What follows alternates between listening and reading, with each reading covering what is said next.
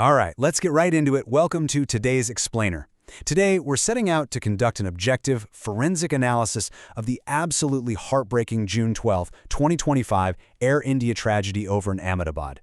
You know, when an event of this magnitude happens, it is so easy to just get totally lost in the noise and the emotion of it all. But today, we're going to tune that out. We're relying strictly on the facts, the digital footprints left behind, and the documented evidence to try and understand exactly what happened to Flight AI-171. Just think about this number for a second. 34. 34 seconds. That is how incredibly, shockingly brief this flight was. Literally 34 seconds after its wheels left the tarmac, the plane crashed into the BJ Medical College hostel, a residential area about 1.5 kilometers away from the airport. And because the hostel was actually on its lunch break at the time, the destruction was just devastating. We're looking at an estimated 270+ casualties. The sheer suddenness of it all is what makes this disaster so uniquely baffling. Which really brings us to the central question we'll be tackling in this explainer. I mean, how does a modern 11-year-old Boeing 787 Dreamliner simply fall out of the sky? Now, we aren't here to place immediate blame, okay? Rather, we're going to walk step by step through the investigation of the facts. We'll look at what went wrong mechanically, the exact timeline of events, and the historical data of the entities involved, just to see what the investigators are uncovering. To truly grasp the scale of this emergency, let's walk through the timeline of the flight's final moments.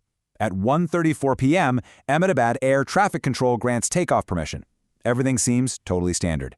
At 1:48 p.m., the plane takes off from runway 23. But seconds later, it maxes out at an altitude of just 625 feet. And exactly 34 seconds post-takeoff, the crash occurs.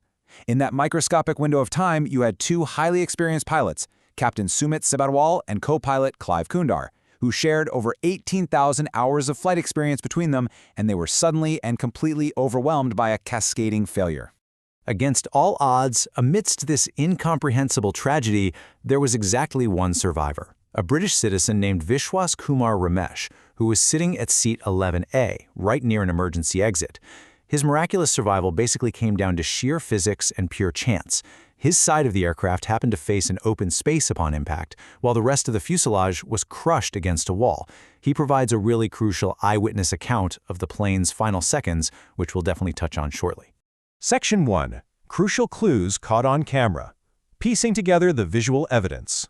Even before the plane left the runway, there were some seriously eerie pre-flight anomalies. A passenger named Akash Vatsa actually recorded a video from his seat, showing some highly unusual red flags. The air conditioning was completely malfunctioning. The entertainment screens were totally dead. Even the basic cabin crew call buttons were unresponsive. And outside his window, Vatsa recorded the wing flaps moving up and down erratically. So basic electrical systems were already failing while they were still safely on the ground.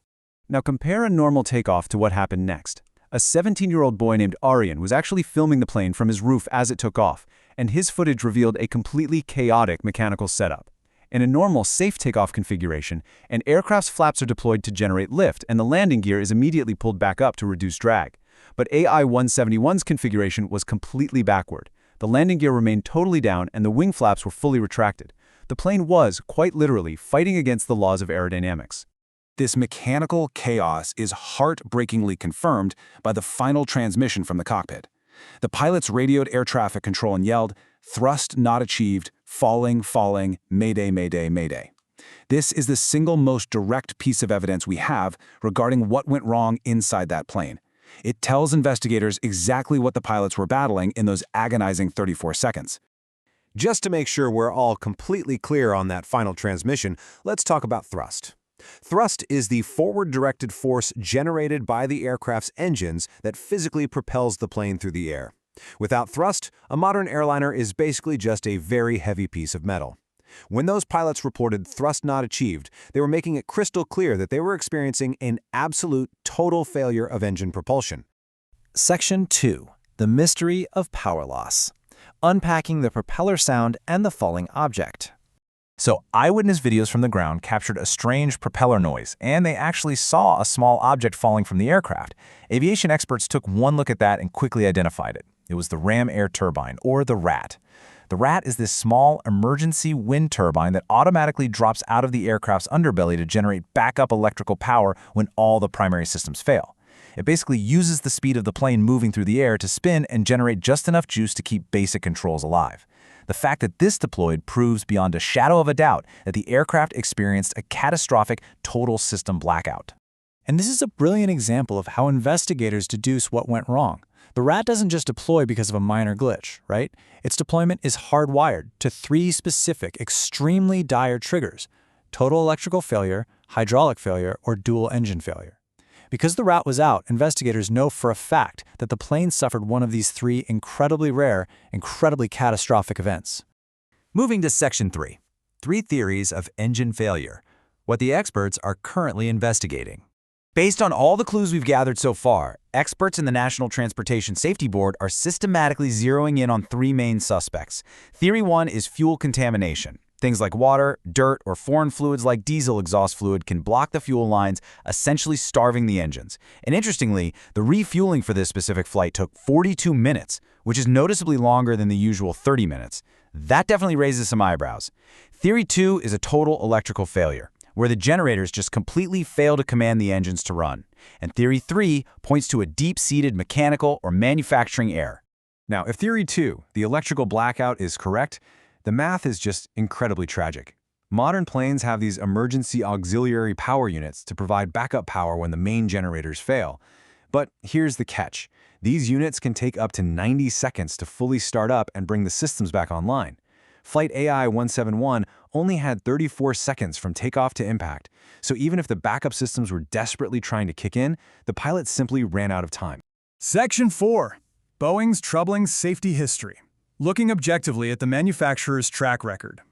To really understand how a manufacturing error could even be possible, we have to rely on documented data. And it starts with a massive figure: $1.1 billion. This is the settlement amount Boeing previously agreed to pay the U.S. Justice Department following the tragic 737 MAX crashes back in 2018 and 2019. We bring this up because it establishes a documented legal history of severe safety, regulatory, and quality control issues within the company's manufacturing pipeline. Impartially reporting on the whistleblower claims brings us to this pretty shocking statement. Cynthia Kitchens, who is a former Boeing quality manager at their Charleston factory, reported that out of 11 incredibly poor quality Dreamliners flagged between 2012 and 2013, 6 were sent to Air India. When she raised safety alarms to her superiors, she was allegedly told not to worry because the planes were going overseas. And astonishingly, the exact plane that crashed on June 12th was one of the aircraft delivered during that specific, highly controversial window in January 2014. Section 5. Air India's systemic failures. We have to look at the maintenance and operational red flags too. A fair investigation absolutely requires us to look at both sides of the coin. Shifting our focus to Air India, we see a systemic pattern of maintenance and operational strain within the airline itself.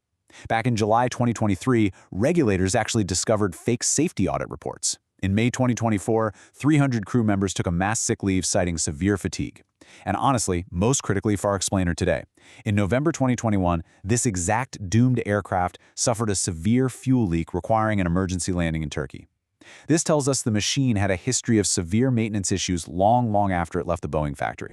So, where does this all leave us? Well, the public and the victims' families won't be completely in the dark for long. The International Civil Aviation Organization mandates that a preliminary investigation report be released within 30 days of a crash.